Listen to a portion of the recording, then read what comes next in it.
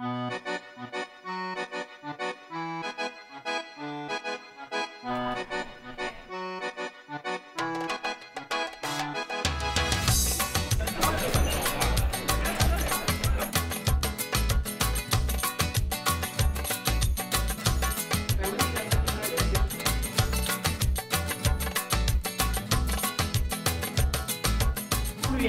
malheureusement, le féminin de député, c'est suppléant.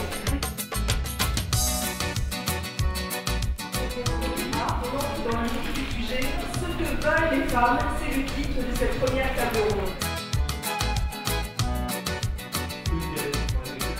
J'ai l'air d'avoir du courage comme ça, tu me dis, t'as des couilles toi. Ah non, j'en ai pas, j'ai du courage.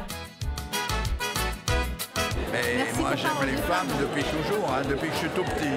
Du recul des droits personnels, civiques, sociaux, politiques des femmes, eh bien nous disons non, non à la capitulation et non à la victimisation.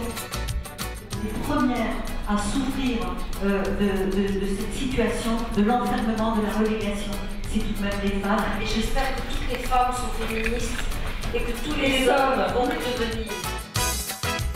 Vous lancez un appel qui a retenu l'attention de beaucoup de candidats.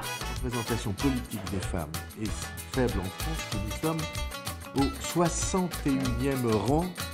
Et je regardais les progrès finalement politiques de l'histoire de la conquête en France par les femmes de leurs droits politiques.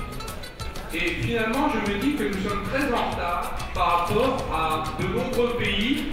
C'est vrai qu'on a fait progresser, on a pris des voies de discrimination positive pour faire progresser la parité. On doit exiger une loi toute simple, on doit exiger 50% de femmes soutenues par les partis lors des prochaines élections législatives. Bravo pour vos actions. Je sais que vous portez des projets qu'on a en partage. Il faut nous faire confiance, il faut réorganiser plutôt que de subir.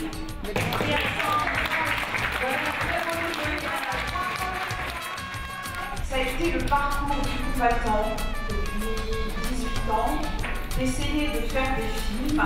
Parce que la société résiste. Car la question du droit des femmes, de l'égalité des femmes, doit être une question gouvernementale dans son ensemble et chaque ministère a mené une dimension particulière de son action autour de l'égalité homme-femme. C'est pas un jour qui doit être consacré au droit des femmes, c'est chaque jour. Il y a un gouvernement qui a